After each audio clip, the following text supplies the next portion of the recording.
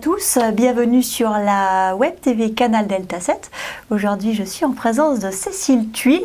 Bonjour Cécile. Bonjour Tatiana. Vous êtes directrice communication du groupe Albéa. Absolument. Et vous avez recruté une personne autiste qui travaille dans votre service. Exact. Que vous pouvez nous expliquer comment ça s'est passé, pourquoi, comment, et si ça a été souhaité au départ ou si ça s'est fait un petit peu par hasard. Alors la réponse honnête, c'est que ça s'est fait un peu par hasard. Le directeur informatique de l'époque, qui je pense était personnellement concerné par le sujet de l'autisme, a proposé à certains services d'envisager d'accueillir un salarié autiste, et 2 services ont sauté le pas, dont le marketing communication dont je m'occupe. Et nous avons donc eu la chance d'accueillir Jacques il y a 4 ans, je pense. D'accord. Et il travaille dans quel service? Alors, pour quel poste vous l'avez recruté? Il travaille pour le service communication et l'ensemble des services marketing, mais il aide également les services généraux. Il aide sur la distribution du courrier. Il réalise des expéditions de colis ou de produits. Il gère l'échantillotech, donc l'endroit où sont stockés les produits qu'on fabrique. Et de façon générale, il aide tous ces services dès que besoin. D'accord. Et donc, alors comment se sont passées les différentes étapes qui arrivent finalement au CDI, parce qu'il est recruté en CDI, à commencer par le recrutement déjà. Comment ça s'est passé? Il n'y a pas eu de recrutement proprement dit. Comme je vous l'ai indiqué, on a réfléchi à ce projet. On avait une conviction partagée qu'on voulait essayer, que le sujet nous portait. On a rencontré à l'époque un référent qui travaillait pour une association spécialisée, qui nous a sensibilisés, expliqué un peu les différences de lecture des codes, comportement, à quoi s'attendre. On a échangé, je pense même pas qu'on a rencontré Jacques en entretien préalable. On a vraiment, c'était un acte de conviction. Et par rapport à votre question, d'ailleurs, je m'interroge sur la possibilité de vraiment effectuer des entretiens de recrutement neutres, sachant que c'est des missions où il y a une façon de s'intégrer dans l'entreprise qui est assez différente de celle d'autres salariés. Voilà. En tout cas, ce qui est certain, c'est que chez nous, c'était de la conviction. C'est vrai. C'est sûr qu'à reculons, peut-être vous pouvez vous dire, si j'avais vu juste le CV et que j'avais reçu la personne en entretien, peut-être que je ne l'aurais pas recruté. Malheureusement, je pense que vous avez raison. Oui. Et en fait, ce qui me frappe en repensant à ces 4 ans, c'est que là où l'entreprise attend en général d'un nouveau salarié qu'il ou elle s'intègre, qu'il ou elle absorbe la culture, les codes et s'adapte, dans le cas de Jacques, et je pense plus largement de l'autisme, peut-être du handicap, enfin bon, c'est une rencontre. Chacun doit faire un pas vers l'autre, chacun doit s'adapter à l'autre, chacun doit comprendre l'autre. Et en l'occurrence, c'est à la fois l'entreprise en tant qu'organisation, système, institution, et l'ensemble des salariés qui vont travailler avec, en l'occurrence, Jacques. Donc je pense que le mécanisme d'intégration et du coup de recrutement est profondément différent. C'est sûr. Bien souvent, ce qu'on dit que dans le recrutement se joue aussi beaucoup de choses qui relèvent de la communication du non-dit, non-verbal, la poignée de main, en passant par le regard, la manière de répondre aux questions, l'attitude. Et c'est vrai que parfois la franchise et la sincérité déroutante peut poser question lors d'un entretien, surtout lorsqu'on sait, pour illustrer certains qui disent voilà leur futur employeur, ou du moins si tant est qu'on peut parler de futur employeur, eh bien le tableau est dérangeant, ou c'est pas droit, ou quelque chose voilà de pour autant vrai, mais qui pose problème. Et pour autant, c'est pas les compétences qui sont jugées à ce moment-là. Non, c'est cette adaptation au code de l'entreprise en général. Et bon, c'est un vaste sujet sur est-ce que les codes sont ouverts, fermés, flexibles, mais c'est pour ça que je parle de conviction. Je pense vraiment que c'est une décision d'entreprise et ensuite individuelle, et le manager, l'équipe qui va intégrer un ou une jeune autiste. Si on a la volonté, on y arrive très bien, et on n'essaye pas de mettre dans des cases finalement, ou dans des attentes particulières. On fait tous un pas les uns vers les autres. Et je pense que c'est aussi ça la richesse de l'expérience, c'est que ça n'est pas une expérience d'accueil comme les autres. C'est un autre parcours. Atypique, et dont on retire aussi des choses très différentes. Et dans le pas finalement de l'entreprise vers le salarié, on peut dire qu'il y a la question de la sensibilisation, vous en avez parlé, et qui a été sensibilisé? Est-ce que ça a été un département, ça a été que pour les managers, ça a été pour les salariés? Comment ça s'est passé? Ça a été l'ensemble des personnes qui travaillaient pour la communication ou le marketing, et on avait mis en place, on a depuis arrêté d'ailleurs, on avait mis en place le fait de répéter cette session de sensibilisation régulièrement au fur et à mesure qu'il y avait des changements dans l'équipe. Et puis en fait, on a arrêté, je pense parce qu'on s'est tous habitués à travailler ensemble, donc le sujet était moins saillant. Et puis je pense parce qu'on est suffisamment nombreux à transmettre à des nouveaux venus les codes, finalement, la façon dont on travaille avec Jacques. Ça change, je précise peut-être que on a recruté Jacques sur un siège social, ce qui est... alors, par rapport à la question initiale sur le recrutement et les missions, on accueille actuellement 2 jeunes autistes sur le siège d'Albéa, dans 2 services différents, et les 2 jeunes garçons ont des compétences, des personnalités, des profils assez différents. Donc je ne vais pas parler de celui que je connais moins. En revanche, concernant Jacques, on essaye de lui confier des missions relativement soit processées, soit des tâches qui se reproduisent de façon fréquente ou régulière. Et je pense que sur un siège aujourd'hui, il n'y a finalement pas beaucoup de postes pour lesquels l'attendu est celui-là. Donc c'est plutôt une compétence qui va contribuer de façon transverse à tout un tas de services, etc., plutôt qu'un recrutement pour un poste bien particulier. Peut-être, enfin, en site de production, je pense que la situation est un petit peu différente. Mais... Tout à fait. Effectivement, finalement, c'est réussir à placer chaque personne en fonction de ses compétences et de ses qualités, plutôt que de faire rentrer une personne dans un poste en tant que tel. Donc, et là, ce qui est intéressant finalement dans le modèle présenté, c'est que voilà, là, il y a une conviction de départ. On a vu on va dire l'appétence prioritaire sur des gestes ou ou des process routiniers, des choses qui sont cadrées, et finalement ça a servi à une pluralité de services de manière transverse. D'accord.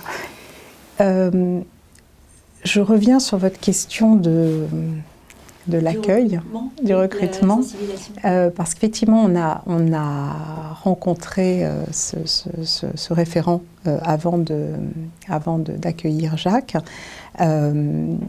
Pendant la première année, Jacques était accompagné par une auxiliaire de vie qui, je pense, le suivait depuis le milieu scolaire.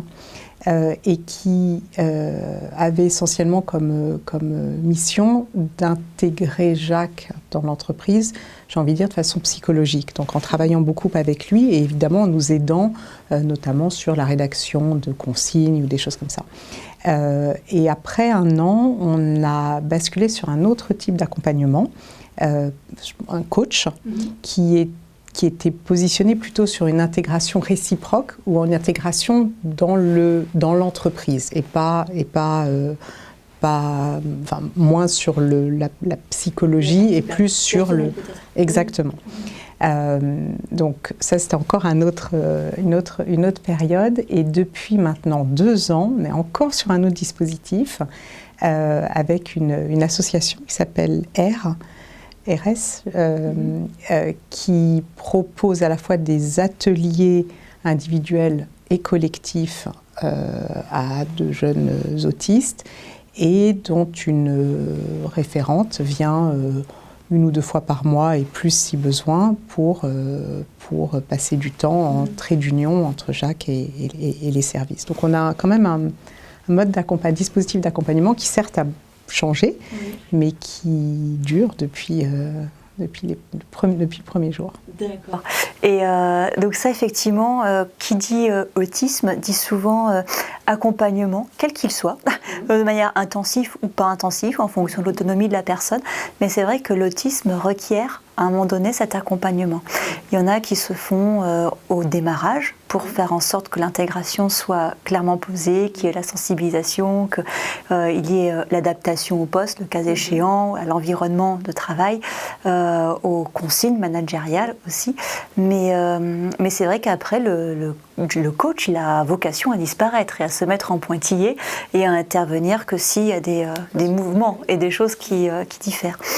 Et donc, dans les conseils que le coach vous a donnés à ce moment-là, est-ce que vous avez revu peut-être le poste ? Enfin, est-ce qu'à un moment donné, il y a eu une question de voir l'analyse un petit peu sensorielle du poste, si Jacques a des spécificités sur cette sphère-là, et si oui, comment ça a été pris en compte dans son cadre de travail ? Alors, lorsque Jacques a intégré l'entreprise, la question effectivement s'est posée et on avait choisi le poste de travail, le bureau, qui serait le sien en fonction des recommandations de l'auxiliaire de vie de l'époque. Et ensuite, on s'est vite rendu compte que certains choix n'étaient pas forcément nécessaires. Et Jacques a changé plusieurs fois de bureau au fur et à mesure des organisations, des déménagements, etc. Et il n'y a jamais eu de sujet particulier. Donc, le concernant, ça n'était pas un sujet. Voilà. Sur d'autres paramètres, la coach nous a...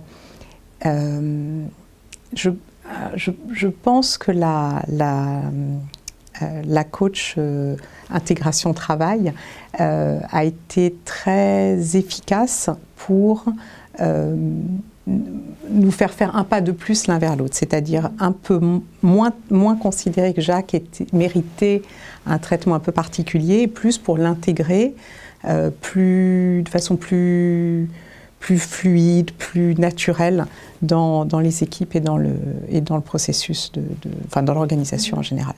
D'accord. Et concrètement, est-ce qu'il y a eu des process qui ont été revus? Est-ce que dans le poste qui est le sien, il y a eu des recommandations pour dire les instructions doivent être notamment claires, doivent être explicites, des choses un petit peu comme ça qui vous ont été données ou... Oui, et alors à la fois qui ont été données, pendant un moment qui ont été accompagnées, c'est-à-dire que la formulation des consignes était validée avec le coach avant d'en parler avec Jacques. On a fait parfois des réunions à 3 pour s'assurer que la consigne était claire. Et là aussi, je pense, il fait partie de l'entreprise et il nous connaît, on se connaît, donc je pense qu'on est sur un mode de fonctionnement plus, toujours avec le formalisme de l'écrit, mais plus spontané, où typiquement on va, par exemple, lui confier une nouvelle tâche pour la fin de la semaine. On va l'écrire. En général, il répond soit avec des questions complémentaires, soit pour dire qu'il a bien compris. On revérifie derrière si besoin. Et puis voilà. Donc la communication est extrêmement fluide et spontanée, naturelle. Enfin, il y a pas, voilà. Donc on pose le cadre par écrit. On s'assure que c'est compris. On vérifie un peu derrière et voilà. Et ça se passe très bien. Oui, oui. Au point donc que la sensibilisation pour les nouveaux arrivants n'est plus vraiment nécessaire. Et c'est finalement, en quelque sorte, quand l'adaptation mutuelle, que ce soit la personne ou que ce soit l'entreprise qui se fait, eh bien c'est un petit peu comme si l'autisme s'exprimait avec une intensité qui est moindre. Est-ce qu'on peut dire ça comme ça? Oui, ou en tout cas, on la voit moins. Voilà, Jacques, une fois de plus, Jacques fait partie de notre vie professionnelle, il fait partie de l'entreprise et voilà, chacun de nous a des... Vous parliez de qualité, de spécificité, de caractéristiques, de profil. Finalement, bah voilà, il a les siennes et il est moins différent. Il a ses différences comme on en a tous. Voilà. Et je vois. Mais quand même, je me dis, une personne qui ne connaît rien, une entreprise qui ne connaît rien à l'autisme, c'était votre cas. Oui. Voilà. Et finalement, vous avez fait le pari de dire oui. Je prends le pari de le prendre dans mon service, alors qu'au départ, ça a été pour vous la découverte du sujet. Et finalement, qu'est-ce qui vous a poussé à faire ce pas-là? Et pourquoi vous l'avez fait? Alors, je reviens sur la culture d'entreprise. Alors, c'est un peu... voilà, en plus, je suis en charge de la communication, donc ça va paraître un peu le moment lyrique, mais Albéa est une entreprise qui a vraiment des valeurs humaines et qui profondément respecte et valorise on va dire, les différences. Alors, je mentirais en disant qu'on a des grands programmes de tout un tas de choses, c'est pas le sujet, c'est de façon très, très humaine, très... Voilà, bon. Et c'est une entreprise où fondamentalement, je trouve que les gens sont assez bienveillants. Bon.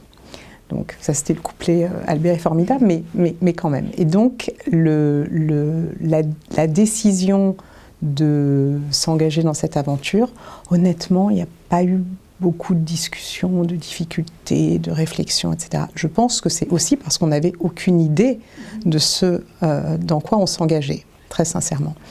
Et la seule petite précaution que nous avions prise, c'était de commencer par un CDD en se disant, comme ça, on a le temps de voir, de se rendre compte, etc. Bon. Après, enfin, rétrospectivement, je pense qu'on a été naïfs. Et en même temps, je pense que c'est... Enfin, accueillir et intégrer un ou une jeune autiste, à la fois beaucoup plus facile que ce qu'on imagine, et en même temps, je pense, beaucoup moins prévisible, beaucoup plus surprenant, beaucoup plus inattendu. Ça implique une vraie adaptation à laquelle on n'est plus très habitué. Hein. Mais voilà, donc je pense que c'était bien qu'on ne sache pas. Mais au final, je pense que c'était plus facile que si on nous avait mis en garde sur tout un tas sur l'adaptation au quotidien, en fait. Voilà, je mentirais en disant que ça a été toujours facile, ça n'est pas mon message, mais c'est beaucoup plus facile que ce qu'on peut imaginer. Et qu'est-ce qui vous a surpris alors par rapport à... alors j'ai pas envie de dire ce que vous attendiez, parce que finalement ça a été la découverte à l'instant T, mais de manière générale, qu'est-ce qui... rétrospectivement, quand vous regardez, il y a des choses donc, sur les points où vous avez dit « Ah oui, quand même », qui ont dû vous marquer, si vous voulez les partager. Je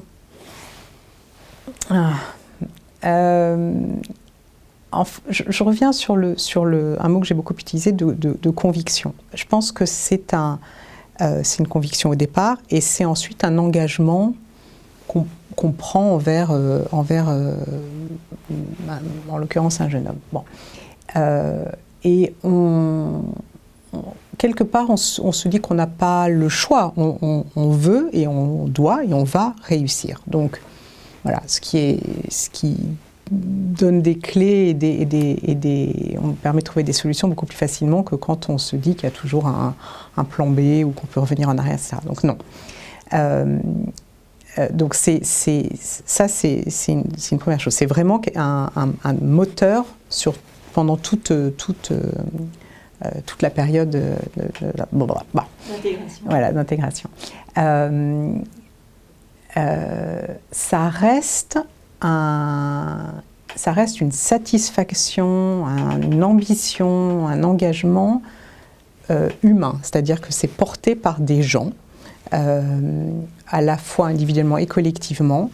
Et c'est ce qui, je pense, donne à cette expérience c'est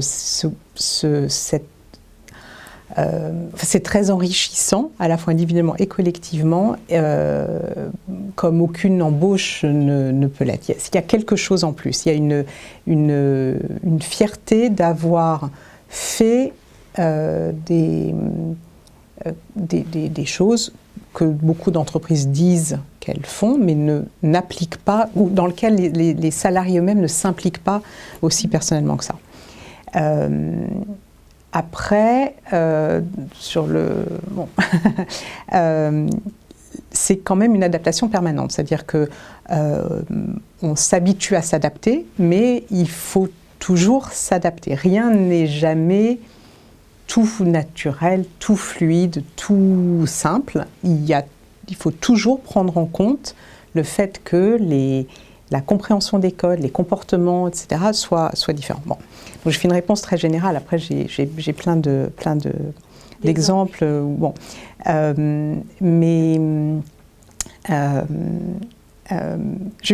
Alors, c'est une anecdote, mais qui illustre ce point d'engagement individuel et collectif. Jacques travaille à mi-temps, donc vers 14h30, il quitte les locaux de l'entreprise. Et un jour, il était invité au pot de départ d'un salarié. Et donc, il avait décidé de rester plus tard. Et il était donc à une heure où il n'aurait pas dû être, dans une salle où il n'aurait a priori pas dû être. Et quelqu'un l'a vu et a fait remonter l'information à moi, au RH, on prévienne, est-ce que c'est bien normal, est-ce que ça va, est-ce que vous pensez qu'il a besoin de quelque chose, etc. Ce que j'ai trouvé merveilleux de vigilance collective et de participation collective à cette aventure.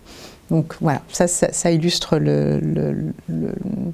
l'engagement et l'accueil et l'ensemble du collectif. Voilà, exactement, l'accueil collectif.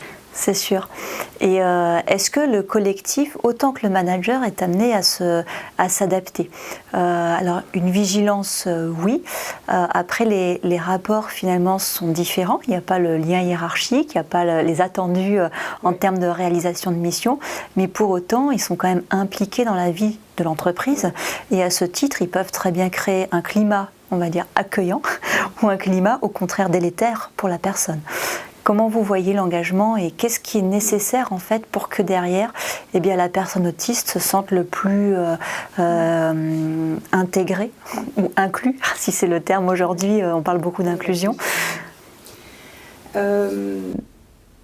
Alors c'est peut-être réducteur, mais je reviens sur la culture de l'entreprise. Une fois de plus, c'est une culture bienveillante et humaine. Donc, je me souviens très bien quand on a publié la note de nomination de Jacques, avoir reçu beaucoup de témoignages spontanés de collaborateurs qui n'étaient pas du tout concernés, qui n'avaient pas ni profité des sessions de sensibilisation, qui n'étaient pas du tout au courant du projet, disant c'est formidable, c'est bien, ou disant moi-même je suis concernée, ou de près, de loin. Bon. Donc je pense que le collectif se retrouve autour de gestes forts qui quelque part représentent un engagement collectif. Donc ça, c'est une partie de la réponse. Ensuite, Jacques distribue le courrier le matin, donc dans l'ensemble des services. Il connaît évidemment tous les prénoms de tout le monde par cœur. Et je vois bien qu'il y a beaucoup de chaleur, de sympathie, de complicité entre des tas de personnes qui le voient tous les jours finalement sur quelques minutes, mais qui, je pense, se sentent partie prenante de cette intégration et de ce projet commun. Voilà. Inscrit finalement dans l'ADN du groupe et où chacun en est l'expression finalement au quotidien de cette intégration. Et c'est aussi peut-être un des ingrédients qui est nécessaire pour que l'intégration puisse se faire au mieux. Tout ne repose pas sur le manager, semble-t-il. Peut pas, et je pense que c'est peut-être le point délicat, c'est que je pense que ces histoires-là sont encore trop liées à une personne. C'est-à-dire que si le tuteur ou la tutrice quitte l'entreprise, etc., je pense qu'il y a une passation du flambeau qui est différente de passer des dossiers ou passer... voilà, il y a... une fois de plus, c'est pas une intégration standard, c'est un geste humain. Voilà, donc les individus comptent, la partie collective mais humaine compte, et ça reste quand même très personnalisé. Oui, je comprends. Et donc par rapport aux missions finalement que Jacques est amené à faire chaque jour, est-ce que vous vous dites à un moment donné, ah ben on voit bien que là, on en tire vraiment profit, entre guillemets. C'est de voir la perfection de la tâche, de voir l'absence le sans faute, en quelque sorte. Ça peut être aussi l'assiduité, la fidélité, enfin, toutes sortes de traits finalement qu'on associe volontiers aux personnes autistes. Alors bien sûr, une personne autiste ne peut pas avoir tous ces traits qu'on leur attribue, mais elles en ont toujours au moins l'expression de quelques-uns. Et chez Jacques, peut-être que vous avez vu ces points positifs en fait, dans la réalisation de ces missions. Alors, ça rejoint le point sur l'appétence ou la compétence et l'appétence pour des tâches régulières et reproductibles, répétitives, qu'aujourd'hui n'intéressent pas beaucoup de gens une fois de plus dans un siège. Donc le plaisir que Jacques peut prendre à les effectuer les anoblit quelque part. Et l'enthousiasme dont il fait preuve à s'emparer d'un nouveau projet, ça aussi c'est sont des jolis moments. Et la satisfaction aussi d'aider, finalement, parce qu'il n'est pas responsable de A à Z d'un projet, d'une mission, d'un programme. Il contribue à.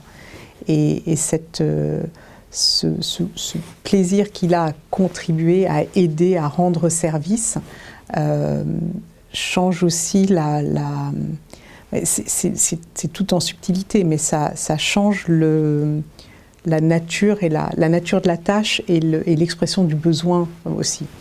Alors, ça ne répond pas tout à fait à votre question sur est-ce que ça change, mais voilà, c'est des tas de petites choses qui sont... j'essaie de trouver la ligne de crête entre c'est très différent et c'est pas différent.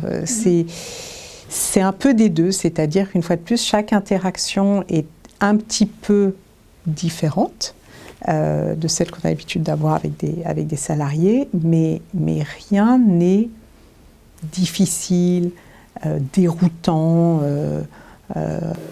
Voilà. Qui demande un effort, on va dire, titanesque au quotidien de se dire que ça va être possible. Exactement. C'est une adaptation permanente, mais de petites choses.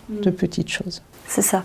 Et est-ce qu'on peut dire, alors, à l'aune du fait qu'il incarne finalement sa mission avec beaucoup de joie, finalement qu'il contribue aussi à rayonner un petit peu autour de lui cette gaieté qu'on peut ne pas retrouver dans les entreprises, dans des temps où parfois pour rencontrer des difficultés, que ce soit familiales ou que ce soit personnelles ou professionnelles.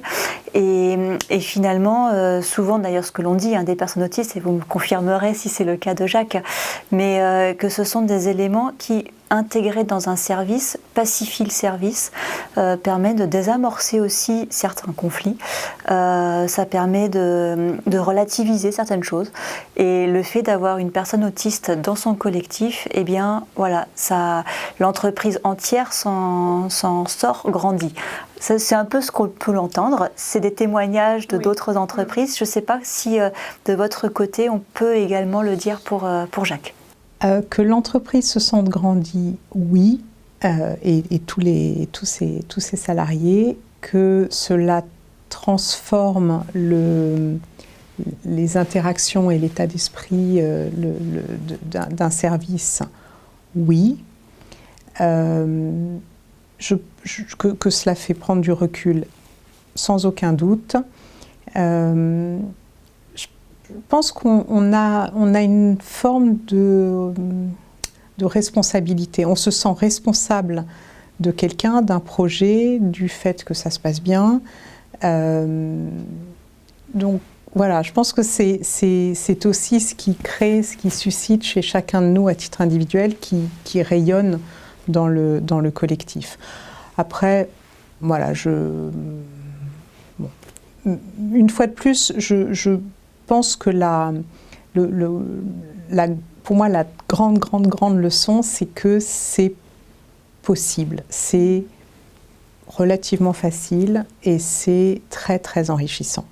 Et vous connaissez mieux que moi les chiffres de l'intégration dans l'emploi des jeunes autistes, c'est dramatique, effarant, inacceptable. Et vraiment, je pense que les entreprises pourraient presque toutes faire ce petit effort, du moins, qui permet de s'intéresser, de dire pourquoi pas demain, effectivement, tenter le pari de l'inclusion. Exactement. Et alors malgré tout, puisque c'est le discours de la vérité qu'on veut avoir ici, est-ce qu'il y a eu des moments où vous vous disiez ouh là là, ça reste quand même compliqué, un moment de découragement, et comment si vous avez un exemple à donner, et comment finalement vous avez continué l'aventure et vous êtes dit non, on ne va pas s'arrêter là, on va continuer. Alors, découragement, non. Difficulté, oui. Je pense que les entreprises aujourd'hui, ou les gens aujourd'hui, sont à la fois impatients dans l'efficacité, dans l'immédiateté, et le sentiment perdre du temps à expliquer par écrit et à réexpliquer, peut-être à vérifier, peut-être à faire modifier quelque chose qui aurait été réalisé beaucoup plus rapidement autrement. Voilà, parfois c'est frustrant et parfois ça appelle à... on se pose la question de est-ce que tout ça en vaut bien la peine? Est-ce que cet engagement ne se fait pas au détriment, on va dire, de l'efficacité? Donc oui, bien sûr, il y a eu des moments comme ça, et il y en a et il y en aura. C'est pour ça que je reviens sur le fait que c'est pas une intégration comme les autres, et ça ne le devient jamais. Ça reste de la conviction, de l'engagement, de la décision que ça va marcher, que c'est important, et que le temps qu'on perd ou qu'on a le sentiment de perdre, on le fait pour d'autres raisons. C'est-à-dire que, et ça rejoint aussi la question du recrutement initial,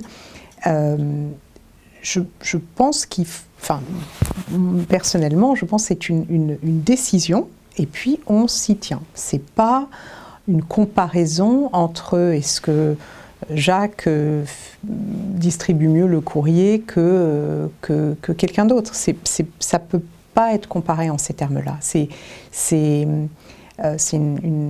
Soit on prend ça comme une responsabilité personnelle, collective, sociétale, ce qu'on veut, un projet, et à ce moment-là, ça devient possible, et la valeur est évidente, et le temps qu'on y passe aussi, et voilà, mais c'est pas, on ne peut pas le comparer à l'aune des mêmes critères que n'importe quel salarié, n'importe quelle tâche et n'importe quelle minute perdue à réexpliquer. Donc, Et finalement, est-ce qu'on peut dire que cette attitude que vous décrivez, qui est de l'ordre de la responsabilité individuelle, et chacun face aux valeurs qui sont aussi celles qu'il souhaite incarner et porter au quotidien, y compris dans le milieu professionnel, est valable finalement quel que soit le handicap, et plus globalement, quelle que soit la personne. Et bien souvent, est-ce qu'on ne peut pas dire que la personne autiste nous amène sur des champs qui finalement devrait être notre chemin spontané, quel que soit l'individu qui est devant nous. Un salarié lambda, il peut aussi à un moment donné dysfonctionner pour des raisons X et Y, et il doit nous apprendre la patience et le chemin de réexpliquer, revenir sur les fondamentaux parfois, et finalement la personne autiste, intrinsèquement ce qu'elle est, peut aussi indirectement nous amener à forcer ce pas-là. Alors, je suis 1000 fois d'accord avec vous. Je l'aurais dit en fait dans l'autre sens. J'aurais tendance à croire que certains handicaps nous paraissent plus compréhensibles, proches de nous, que l'autisme. En tout cas, en ce qui me concerne, l'autisme était un mystère. Avant cette aventure, et je pense que j'aurais mis l'accueil d'un jeune autiste comme peut-être une ambition un peu plus élevée que pour d'autres formes de handicap. En revanche, je pense que je suis d'accord avec vous que le résultat est le même, c'est-à-dire que l'entreprise, je pense, en France aujourd'hui, a un devoir sociétal d'inclusion de certaines différences, et en s'adaptant, ce qu'elle est absolument capable de faire, et en attendant de ses salariés de s'adapter, ce qu'ils sont absolument capables de faire et ce qu'ils seront contents de faire pour favoriser l'accueil, l'intégration dans le monde de l'emploi. Enfin, c'est une conviction que je pense que beaucoup partagent, et les entreprises, je ne veux pas généraliser, mais la plupart des entreprises devraient capitaliser sur cette... exactement comme ça s'est passé pour nous. On était prêts à le faire sans rien connaître, en se disant qu'on réussirait et qu'on avait envie. Et je pense que c'est une conviction qui est très largement partagée. Et une dernière question, souvent l'entreprise va se poser quand même comme question, est-ce que cette responsabilité sociétale me coûte? Est-ce que derrière ça va pêcher au niveau productivité, etc. Et du coup les aides, notamment le coaching qui a été mis en place, la séance de sensibilisation, est-ce que tout ceci a été pris en charge est-ce que ça a coûté à l'entreprise ou est-ce que ça a été financé par ailleurs? Ça a coûté à l'entreprise, très clairement. Je suis même pas sûre qu'on ait cherché à savoir quelles étaient les aides dont on pourrait bénéficier, ou peut-être que en fait, si, et que j'en sais rien. Mais là encore, c'était pas le sujet. C'est aussi pour ça. Une fois de plus, à titre personnel, je ne pense pas que ce soit un sujet qui s'aborde en comparaison d'autres recrutements, ni dans un processus de recrutement neutre, ni dans un calcul de productivité standard. Je pense que c'est un sujet qui dépasse tout ça. Les entreprises investissent aujourd'hui dans on va dire la responsabilité sociétale au sens large, environnementale, etc., sans que ça leur rapporte directement, ou en tout cas pas forcément, euro pour euro. On le fait pour une dimension plus large, alors qui peut être aussi l'image, la réputation, conserver ses clients, satisfaire ses investisseurs, etc. Enfin, ça en fait partie aussi, mais voilà, les entreprises savent investir des sommes qui ne sont pas importantes pour une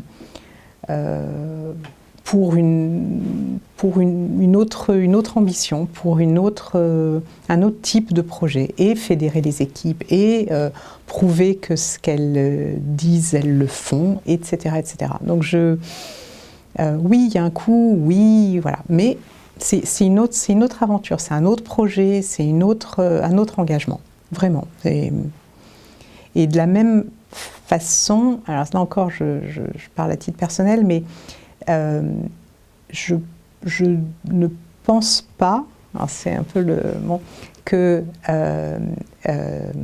un salarié autiste, en l'occurrence, puisse être soumis aux mêmes règles de gouvernance des organisations, etc. Je pense que là encore, je ne vais pas dire que c'est sanctuarisé, ça l'est jamais, mais un peu quand même. Parce que, une fois de plus, ça n'est pas un calcul de productivité, c'est pas une comparaison entre un salarié, c'est pas un salarié comme les autres, c'est un salarié lié à une conviction, lié à un engagement, voilà. Et c'est la responsabilité de l'entreprise. C'est aussi pour ça que ça reste probablement limité en nombre et en ampleur, mais une fois de plus, c'est des petits pas, et on est tous, enfin voilà, on fait tous partie d'une société où les petits pas des uns et les petits pas des autres, ça contribuer à un ensemble plus général en faveur de cette société inclusive qu'on souhaite construire. Bien sûr, et voilà, on le dit tous, mais c'est bien aussi d'y contribuer. Et de chacun poser sa pierre. Exactement, petite pierre. Voilà. Eh ben c'est parfait. Eh ben merci beaucoup Cécile et à très bientôt pour une prochaine émission.